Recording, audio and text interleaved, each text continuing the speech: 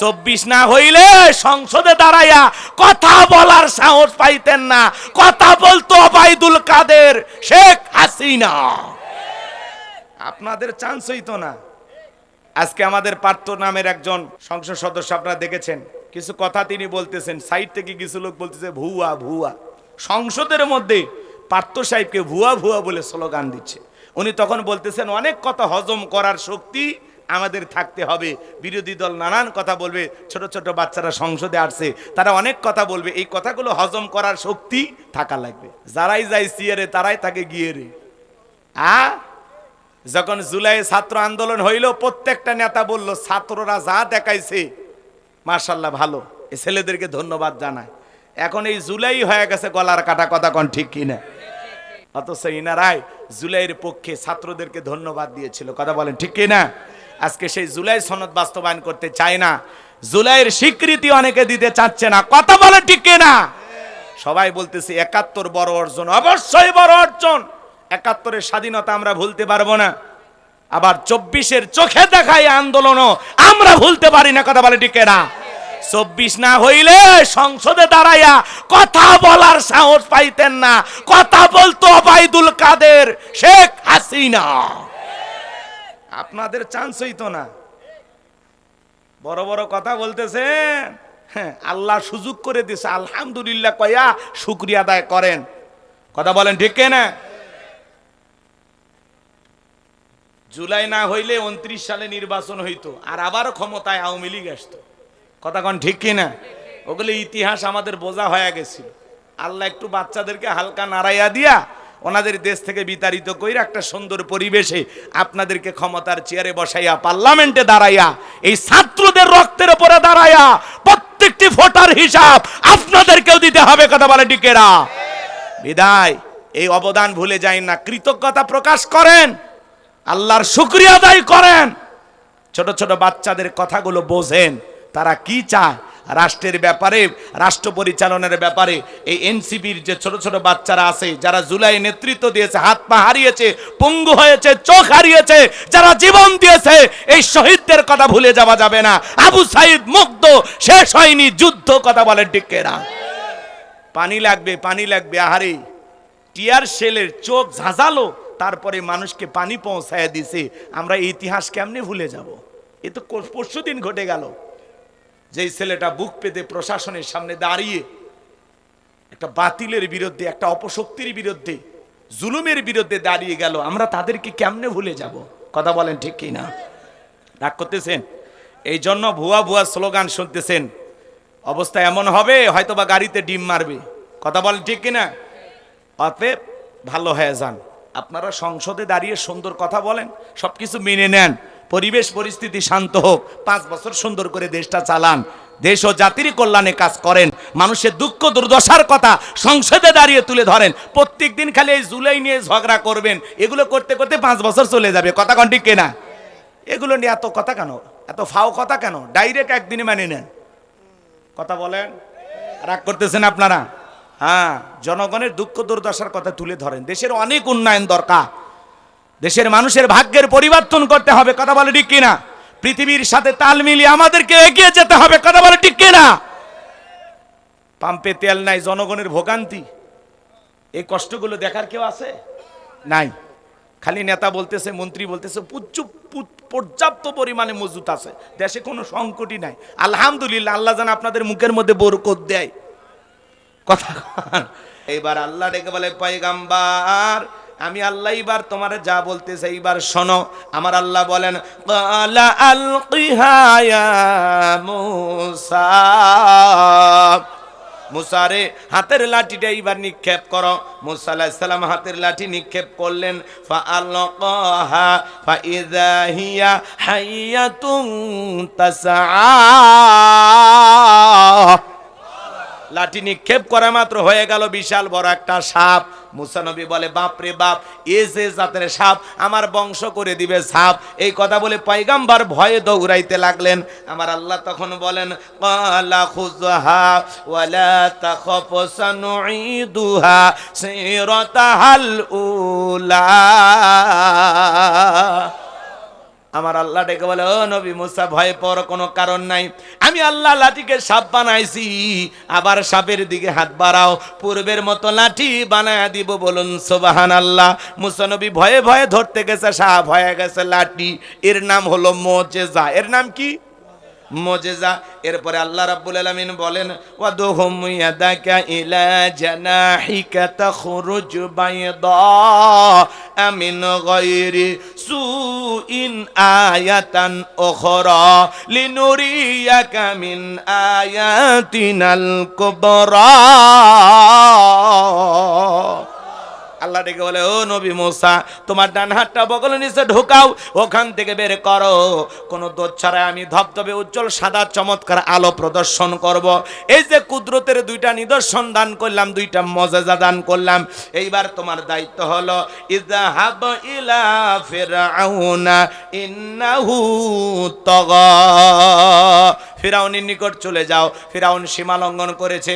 যা বলে, ফিরাউন রে, তোর বানানো আইন দেওয়ার মিশর চলবে না, এখন থেকে মিশর পরিচালনা হবে আল্লাহর আইন দিয়া। বলুন আল্লাহু আকবার।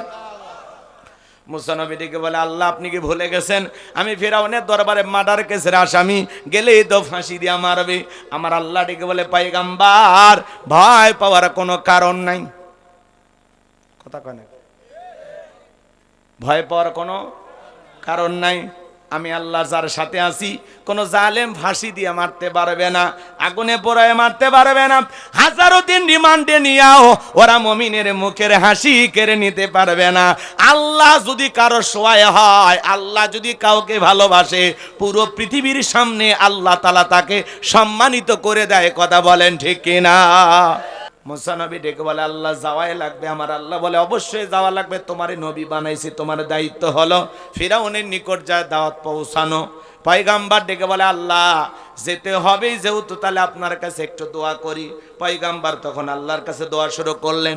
ছোটবেলা যখন মাদ্রাসায় পড়েছিলাম, হুজুর কোরআন হাতে দেওয়ার সময় দোয়াটা আমাদেরকে পড়িয়েছিলেন, তখন ভেবেছিলাম এটা মনে হয় কোরআন কোরআন খোলার দোয়া অথবা হাতে নেওয়ার দোয়া, এটা ভেবেছিলাম। কিন্তু বাজান তাফসীর পড়তে গিয়ে বুঝলাম এটা কোরআন খোলার দোয়া না, এটা কোরআন শরীফ হাতে নেওয়ার দোয়া না। এটা পয়গাম্বার মূসা আলাইহিস সালাম ফিরাউনের নিকট দাওয়াত দেওয়ার সময় আল্লাহর কাছে এই দোয়াটা করেছিলেন। পয়গাম্বার বলেন, ক্বালা রাব্বি শরহ লি সাদরি ওয়া ইয়াসসির লি আমরি আহলুল উকদাতাম মিন লিসানি ইয়াফকাহু কওলি ওয়াজআলনি ওয়াজিরাম মিন আহলি হারুন আখি। আর একটু জোরে বলুন আল্লাহু আকবার। আর একটু জোরে বলুন আল্লাহু আকবার। মূসা আলাইহিস সালাম ডেকে বলেন, হে আমার রব, আমার বক্ষকে প্রশস্ত করে দাও, আমার কাজকে সহজ করে দাও, আমার জিহ্বার জড়তাকে দূর করে দাও, যাতে মানুষ সহজে আমার কথা বুঝতে পারে। আর আমার পরিবারের মধ্য থেকে আমার ভাই হারুনকে আপনি নবুয়ত দান করুন। আল্লাহ তাআলা দোয়া কবুল করলেন। ডেকে বলে, পয়গাম্বার মুসা, তোমার ভাই হারুনকেও আমি আল্লাহ নবী বানায়া দিলাম। বলুন সুবহানাল্লাহ। এইবার মুসা আলাইহিস সালাম তার ভাই হারুন আলাইহিস সালামকে সঙ্গে নিয়ে ফিরাউনের দরবারে চলে গেলেন। সেই কথা আল্লাহ রাব্বুল আলামিন বলেন, ওয়া ক্বালা মুসা ইয়া ফিরআউনু ইন্নী রাসূলুম মির রাব্বিল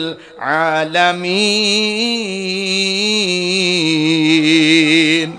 মূসা আলাইহিস সালাম ডেকে বলেন, হে ফিরাউন, আমি বিশ্বের রবের পাঠানো একজন রাসূল, আল্লাহর ব্যাপারে সত্য ছাড়া মিথ্যা কিছু বলবো না, বিদায় আমার কথাকে মেনে নাও আর বনি ইসরাইলদেরকে মুক্ত করে আমার সঙ্গে যেতে দাও। ফিরাউন তখন ডেকে বলতেছিল, ক্বালা ইন কুনতা জিতা বিআয়াতিন ফাতি বিহা ইন কুনতা মিনাস সাদিকিন। ডেকে বলে, মুসা, তুমি যদি তোমার দাবিতে সত্যবাদী হয়ে থাকো, তোমার কাছে যদি স্পষ্ট কোনো দলিল প্রমাণ থাকে, সেটা আমাদের সামনে উপস্থাপন করো। তুমি যে নবী কিভাবে বুঝবো? কি প্রমাণ তোমার কাছে আছে? মুসা আলাইহিস সালামের কাছে প্রমাণ আছে কয়টি? জোরে বলে। ঘুমাইছেন ভাই? এই তো শেষের দিকে এসে গেছে, সেমিফাইনাল এর পরে ফাইনাল। মারহাবা কোন?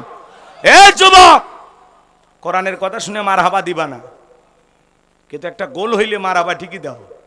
ওই যে গতকালকে বাংলাদেশের যুবকেরা ওই যে ভারতকে একটু ফুটবল খেলে হারাইছে, ছোট ছোট বাচ্চারা ফুটবল খেলে ভারতকে হারাইছে, আরে কি খুশি, আনন্দের ঠেলা কয় মুদি তোরে দিছি, তোরে দিছি, গোল দিল ছোট ছোট বাচ্চারা কারে মুদিক দিয়ে দিছি, আছে না নাই? যুবকেরা একটু ফুটবল খেলতে যায়, ভারতকে হারায় ফেলছে, আর আনন্দে আত্মহারা, কয় কি যে খুশি, কয় আমার ঈদের দিন ফুটবল খেলিয়া ভারতকে হারাইছে। আর ক্রিকেট খেলবে যায়, মার খেয়ে আসে। কথা কন, এরা জীবনে বিশ্বকাপ পায়নি, এরা খালি খেলে। কথা কন না, রাগ করতেছেন আপনার? পোলাপান খুশি হয় খেলা দেখে, কোরআনের কথা শুনে খুশি হয় না, মজা হয় না। এই খারাপ লাগতেছে, তাহলে একটু আওয়াজ দাও না কেন বাবা? গোল বললে সব হবে, কিন্তু আল্লাহ আকবার বললে সব হবে কি না? তাহলে একটু জোরে বলবেন, আয়াত শেষ হলে আল্লাহ আকবার বলবেন, পারবেন তো ইনশাআল্লাহ? এদিকে তাকান, মুসা আলাইহিস সালাম এইবার হাতের লাঠিটা ফেলে দিলেন, হয়ে গেল বিশাল বড় সাপ।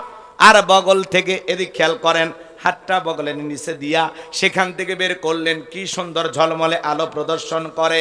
এই দুইটা মুজিজা দেখার পরে ফিরাউনের লোকজন ডেকে বলে, ক্বালাল মালাউ মিন কওমি ফিরআউনা ইন্না হাযা লাসাহিরুন আলীম। ফিরাউনের এমপি মন্ত্রী পরিষদ বর্গের লোকেরা ডেকে বলে, এই ছেলেটা হলো মস্ত বড় জাদুঘর। জোরে কন্যা উজুবিল্লাহ। নবী দেখায় মুজিজা আর ওরা বলে জাদু। এ বাজান গো আমার, এইবার এমপি মন্ত্রীদেরকে ফিরাউন ডেকে বলে, শোনো, এই ছেলের মতিগতি ভালো না, এ জাদু দেখাইয়া ভয়ভীতি প্রদর্শন করে আমাদের ক্ষমতার চেয়ারটা দখল করতে চায়, আমাদের দেশ থেকে বিতাড়িত করতে চায়। বলো এই ছেলের ব্যাপারে তোমাদের পরামর্শ কি? এমপি মন্ত্রী ডেকে বলে, শোনেন, চুপচাপ থাকেন, ওই ছেলেকে আর ওর ভাইকে আপাতত ছেড়ে দেন। এমপি মন্ত্রীদেরকে বলতেছে, তোমরাই বলো এইবার কি করবা, এই ছেলের মতিগতি ভালো না, ওই ভয় ভীতি দেখায় ক্ষমতার চেয়ার কি করতে চায়? ক্ষমতার চেয়ার হারানোর ভয় সবার আছে না না? গভীর মনোযোগ দিয়ে কথাগুলো শুনে যান। এইবার এমপি মন্ত্রী ডেকে বলে, আপাতত ওদেরকে ছেড়ে দেন, এদেশে জাদু করার অভাব নাই। তখন তারা কি করলো, ইয়াতু বিকুল্লি সাহিরিন আলিম, শহর বন্দর থেকে দক্ষ দক্ষ জাদুঘর ফিরাউনের দরবারে উপস্থিত করা হলো। সমস্ত জাদুঘরগুলো যখন ফিরাউনের দরবারে উপস্থিত হয়ে গেল, খেলার ময়দানে নামার আগে তারা বলতেছে, ক্বালা নাআম ওয়া ইন্নাকুম লামিনাল মুকাররাবিন। ডেকে বলে, নেতা, আপনার শত্রু মুসাকে যদি পরাজিত করতে পারি আপনি আমাদের কি কি পুরস্কার দেবেন?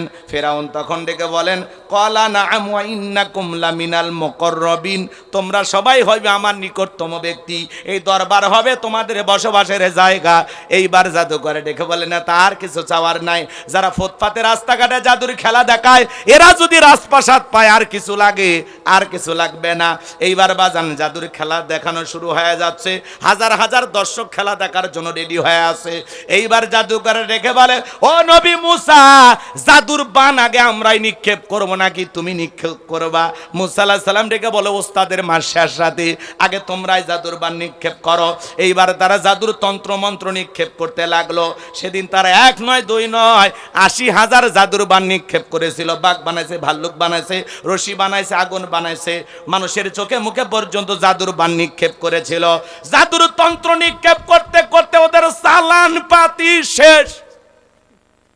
আর যে জাদুর বান দেখাবে, 2-1টা যে তন্ত্র মন্ত্র বলবি, আর নাই। যা চালান পাতি ছিল সব কি উড়ে গেছে। এইবার ডেকে বলে, ও নবী মুসা, এইবার তুমি তোমার জাদুর খেলা দেখাও। আমার আল্লাহ কত সুন্দর করে জানায়া দিলেন, ওয়া আওহাইনা ইলা মুসা আন আলকি আসাকা ফাইযা হিয়া তালকাফু মা ইয়াফাকুন, ফাইযা হিয়া তালকাফু মা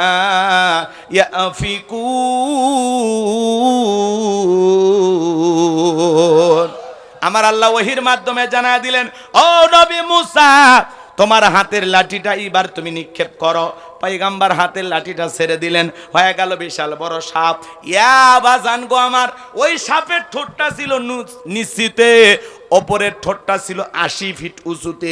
এক নিঃশ্বাসে সমস্ত জাদুর বান খাইয়া ডেকে বলে, ফিরাউন রে আরো কি আছে? এই দৃশ্য দেখে ফিরাউনের পেছনে রাস্তা দিয়ে গরম হাওয়া বের হয়ে গেছে। আর জাদুকররা বুঝতে পেরেছে মুসা আলাইহিস সালাম যেটা দেখাইলো এটা জাদু না, এটা জাদুর দাদু। কারণ ডাক্তার সেনে, দালাল দালানা সেনে, শিক্ষক সেনে, হুজুর সেনে, কথা বোঝেন নাই? নেতা সেনে, স্বর্ণকার আর এক স্বর্ণকারকে সেনে, ব্যবসায়ী আর এক ব্যবসায়ীকে সেনে।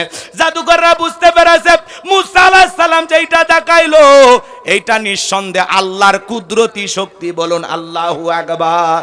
তখন তারা কি করলো? ওয়া উলকিয়াস সাহারাতু সাজিদিন, সিজদায় মাথা নত করলেন, ঘোষণা করলেন ক্বালু আমান্না বিরাব্বিল আলামিন রব্বি মূসা ওয়া হারুন। জাদুঘরে দেখে বলে আমরা ঈমান আনলাম বিশ্বের রবের প্রতি, যিনি মূসা এবং হারুনের রব। আল্লাহু আকবার। সমস্ত জাদুকররা কালেমা পড়ে মুসলমান হয়ে গেল। সুবহানাল্লাহ। এই দৃশ্য দেখা ফিরাউন তখন ডেকে বলে, আমার অনুমতি ছাড়া ঈমান আল্লাহ, আমি তোমাদের শুলিতে চড়াবো, ফাঁসি দিয়ে মারবো, হাত পা কেটে নেব। জালেমেরা যখন পারে না তখন দেয় কি হুমকি, কথা কয় না। ঈমানদার এইবার ডেকে বলে, এ ফিরাউন, তোর মতো জালেমের চামচামি করে মরার চাইতে ঈমান এনে মরাই ভালো। হাত পা কাটার ভয় দেখায় লাভ নাই। আল্লাহু আকবার কোন। আমরা এগুলো ভয় করি না। লম্বা ইতিহাস, ফাইনাল খেলা। এবার শোনেন, দলে দলে মানুষ কালেমা পড়ে মুসলমান হলো আর ফেরাউনের রাগ বেড়ে গেল। এইবার ফেরাউন কি করছে জানেন? বিশাল দল বল রেডি কইরা মূসা আলাইহিস সালাম এবং তার অনুসারীদেরকে হত্যা করার জন্য আক্রমণ চালাইছে। মূসা আলাইহিস সালাম তার অনুসারীদেরকে নিয়ে দৌড়াইতে দৌড়াইতে দরিয়ার নিকটবর্তী স্থানে চলে গেছে। উম্মতেরা ডেকে বলে, পয়গম্বর, হয় দরিয়ার পানিতে চুবে মরা লাগবে, আর না কর ফেরাউনের সেনাবাহিনীর হাতে মরা লাগবে। রাস্তা তো দেখি না। মূসা আলাইহিস সালাম ডেকে বলো, আমার উম্মতেরা ঘাবড়ানোর কোনো কারণ নাই। এখানে শুধু আমরাই নাই, আমাদের সাথে আর একজন আছেন। তিনি কে? তিনি আমাদের রব, তিনি আমাদেরকে পথ দেখাবেন। এইবার আল্লাহ ডেকে বলে, ও পয়গম্বর মূসা, তোমার হাতের লাঠিটা দিয়া সমুদ্রের পানিতে একটু আঘাত করো। পয়গম্বর আঘাত করলেন, আল্লাহ ভিআইপি রাস্তা বানায় দিলেন। ডেকে বলে, ও নবী মূসা, তুমি তোমার অনুসারীদেরকে নিয়ে সুন্দরভাবে দরিয়াটা পার হয়ে যাও। বলুন সুবহানাল্লাহ। আপনি যখন আল্লাহর পক্ষে থাকবেন সমুদ্রে বুক চিরে রাস্তা বানায় দিবেন। তিনি কে? এইবার জালেম ফেরাউন তার সেনাবাহিনী দল বল নিয়ে এসে দেখে সমুদ্রের বুকে বিশাল রাস্তা। ও মনে করছে আর বাপ দাদা বানায় গেছে। এইবার বলতেছে, এই সবাই রাস্তাতে ওঠো, সবাই ওঠো, সবাই ওঠো। সবাইকে নিয়ে বলতেছে, একজনও বাকি থাকবে না। একই সমুদ্রের পাত বাঁচানো আমার, একই রাস্তা। ইমানদারদের জন্য নিরাপদ আর জালেমদের জন্য মৃত্যুর ফাঁদ। এরা যখন সমুদ্রের মাঝামাঝি চলে গেছে, আল্লাহ তখন ডেকে বলে, সমুদ্রের পানি রে, তুই তোর খেলা দেখা। সমুদ্রের পানি হুকুম মানে কার? সমুদ্রের বুকে উথাল পাতাল ঢের সৃষ্টি হয়ে গেল। ফেরাউনের সেলা চামুন্ডা যা ছিল পানি খাইয়া চুবে মরিয়া শেষ। বেঁচে আছে বড়টা নাম কি? কথা কর। মানে সেলা চামুন্ডা সেনাবাহিনী যা ছিল সব মরছে, খালি বড়টা বেঁচে আছে। বড়টা, এদিক খেলা করেন, বড়টা মরার আগে কি নাটক করতেছে জানেন? আল্লাহকে ডেকে বলতেছেন, ক্বালা আমানতু আন্নাহু লা ইলাহা ইল্লাল্লাযী আমানাত বিহি বানু ইসরাঈলা ওয়া আনা মিনাল মুসলিমিন।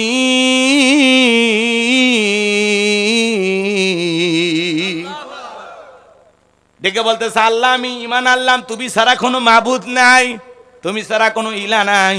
বনি ইসরাঈল যে আল্লাহর প্রতি ঈমান এনেছে, আমিও সে আল্লাহর প্রতি ঈমান আনলাম। ওয়া আনা মিনাল মুসলিমিন, আল্লাহ আমি মুসলমান হয়েছে, আত্মসমর্পণ করেছি, আর সুবাইও না। ফিরাউন কি কয়?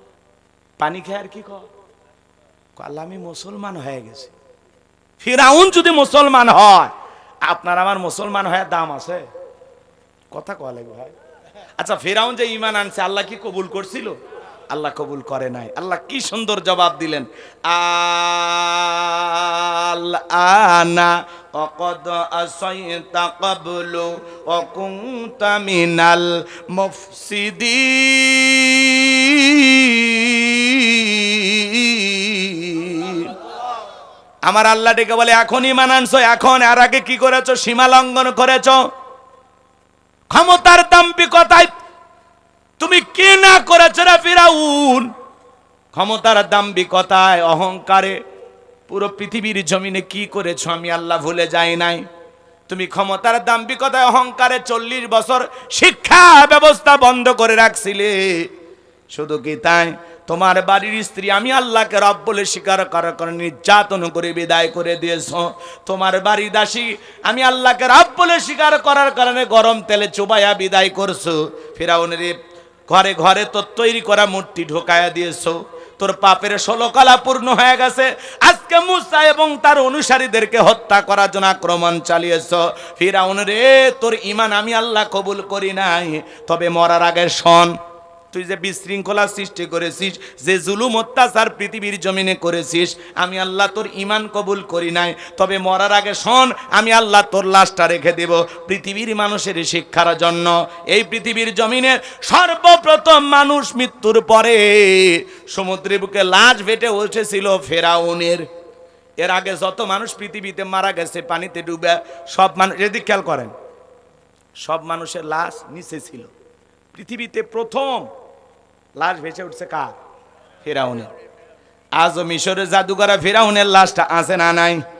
মুসা প্রেমিকেরা যায় আর মিশরের জাদুঘরে ফিরাউনের এই লাশটা দেখে পায়ের স্যান্ডেল খুলে 50,000 1 লাখ টাকা দামের স্যান্ডেল খুলে মারে, কই এই সেই ফিরাউন মার জুতা, এই সেই ফিরাউন মার জুতা।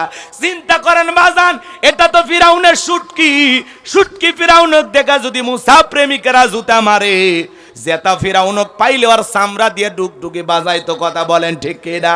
এজন্য মনে রাখবেন বাজান, পৃথিবীতে নমরুদ ফিরাউনের যেমন জায়গা হয় নাই, আবু জেহেলের যেমন জায়গা হয় নাই, ডোনাল্ড ট্রাম্প বলেন, নেতানিয়াহু বলেন, আর ভারতের দাদা বলেন, যারাই মুসলমানের রক্ত নিয়ে খেলা করতেছে, ওই জালেমদেরও পতন নমরুদ ফিরাউনের মতো হবে।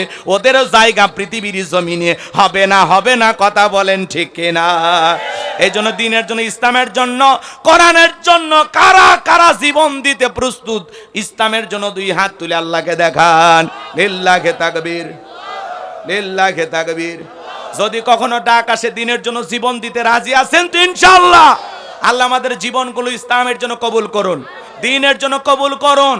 আল্লাহ আমরা যত কথা বলেছি, আলোচনা করেছি, সব কথার উপরে আমল করা তৌফিক দান করুন। চিল্লা বলুন আমিন। হাত নামান। সংসদের মাইকেও ডিস্টার্ব হচ্ছে, দেখেন না? ওই যে কানে দিছে ইয়ারফোন, হেডফোন গুলো দেখছেন, কিনছে গুলিস্তান থেকে। কোন জায়গা? 500 টাকা করে, আর হিসাব দিয়েছে 14,000 টাকার ওপর, প্রায় 50 লক্ষ টাকা খালি এই কানে লাগানো এই হেডফোন কিনতে যা দুর্নীতি করছে। কথা ঠিক না? সেগুলো আওয়াজ হয় না, কেউ শুনতে পায়, কেউ শুনে। স্পিকার বলতেছে আপনারা কি আমার কথা শুনতে পান? আবার যারা সংসদ সদস্য যারা বলতেছে স্পিকার সাহেব আমার কথা শুনতে পাচ্ছেন? খালি এগুলো নিয়ে চলতেছে। আজকে 40 মিনিট মাইক বন্ধ, কথাই হয়নি। এত বড় একটা গুরুত্বপূর্ণ জায়গা, দেশের সবচেয়ে দামি জায়গায়, সেখানে যদি মাইকের সেটআপের এই অবস্থা হয়, আর ওয়াজ মাহফিলে যদি একটু নির্বিষ হয়, কি কন ভাই? একটু হইতেই পারে। ওখানে টাকার খেলা, লক্ষ লক্ষ টাকা মিনিটে মিনিটে খরচ হয়। কথা বলে ঠিক কিনা? সেখানে অবস্থা। তো যাই হোক, মাইকে যদি আজকে একটু ডিস্টার্ব হয় মানিয়ে নেন। ওই সংসদের টাইটি চলে এসছে। সংসদে মাইকে ডিস্টার্ব শুরু হয়েছে, এখানে শুরু হয়ে গেছে।